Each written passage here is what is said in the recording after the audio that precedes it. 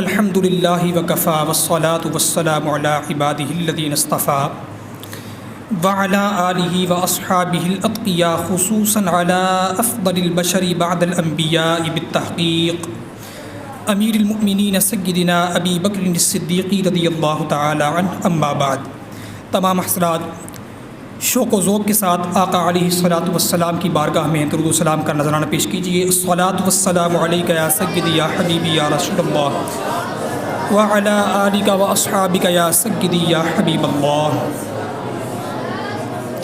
حمد و صلات کے بعد نہایت ہی واجب الاحترام عالی قدر علماء کرام و سامعین محتشم، السلام علیکم ورحمۃ اللہ وبرکاتہ.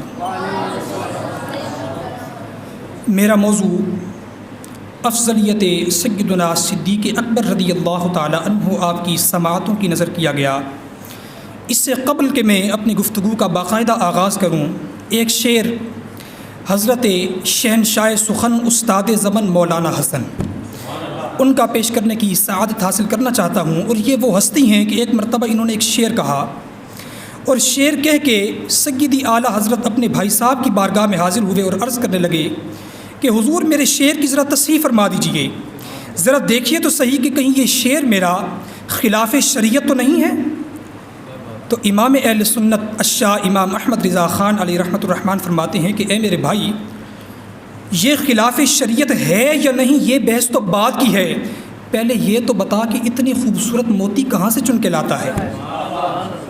جن کی سند سیدی اعلیٰ حضرت امام اہل سنت دے رہے ہیں وہ شہنشاہ سخن استاد زبن مولانا حسن فرماتے ہیں کہ ہوئے فاروق عثمان و علی جب داخل بیعت. سمجھنے کی بات ہے، ہوئے فاروق عثمان و علی جب داخل بیعت، بنا فخر سلاسل سلسلہ صدیق اکبر کا، بنا فخر سلاسل سلسلہ صدیق اکبر کا.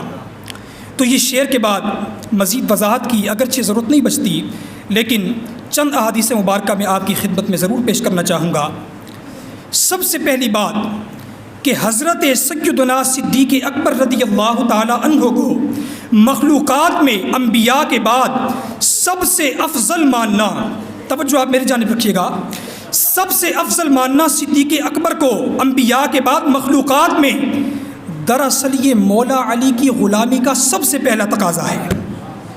مولا علی کی غلامی کا سب سے پہلا تقاضا یہ ہے کہ انسان بعد از پیغمبر، بعد از انبیاء بالتحقیق حضرت صدیق اکبر کو مخلوقات میں سب سے افضل مانے. وجہ کیا ہے کہ امام جلال الدین السیوطی رحمۃ اللہ تعالی علیہ، ان کی شان میں کیا بیان کروں، یہ وہ ہستی ہیں کہ جن کو سرکار دو عالم صلی اللہ علیہ وآلہ وبارک وسلم نے جاگتی حالت میں 70 مرتبہ دیدار کروایا، 70 مرتبہ کم و بیش جاگتی حالت میں دیدار کروایا. وہ فرماتے ہیں کہ مولا علی نے فرمایا کہ جو شخص مجھے شیخین کریمین حضرت ابو بکر صدیق اور حضرت عمر فاروق رضی اللہ تعالی عنہما ان سے فضیلت دے گا، اس شخص پر میں وہ حد جاری کروں گا جو حد ایک کذاب پر جاری کی جاتی ہے. اب یہاں پر جو حد کا لفظ ہے یہ بھی سمجھنے کی بات ہے، لیکن اصل سمجھنے کی بات یہ ہے کہ مولا علی فرماتے ہیں کہ کذاب کی حد جاری کروں گا، ایک جھوٹے کی حد جاری کروں گا. تو معلوم ہوا کہ آج جو شخص ابو بکر صدیق رضی اللہ تعالی عنہ کے علاوہ کسی اور کو افضل کہے تو وہ جھوٹا ہے. وہ کون ہے؟ اگر متفق ہے تو ذرا باواز بلند کہیں، کون ہے؟ جھوٹا ہے.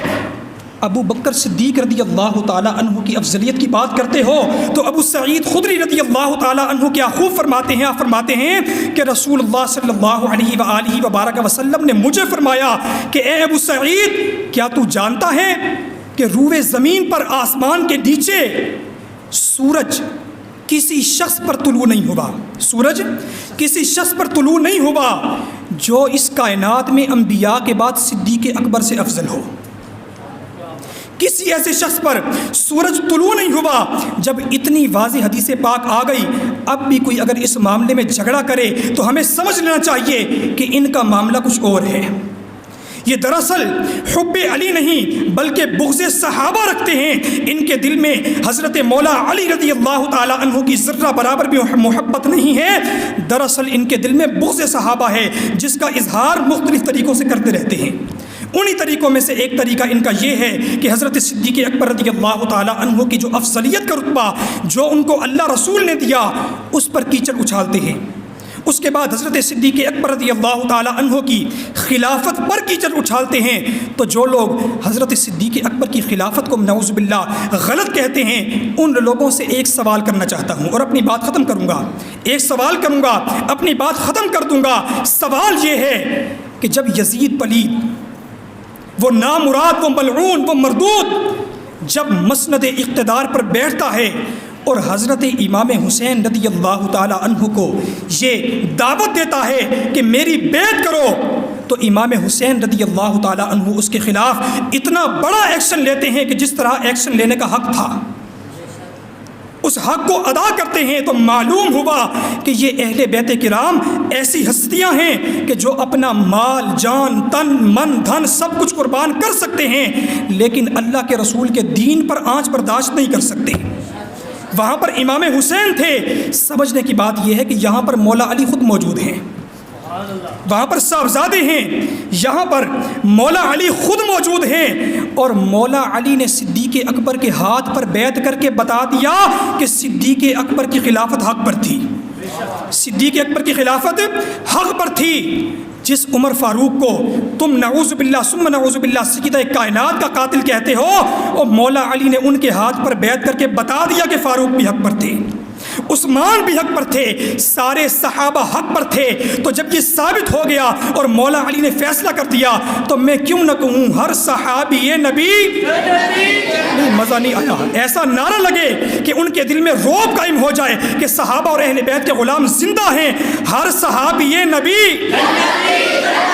وما علیہ الا البلاغ المبین۔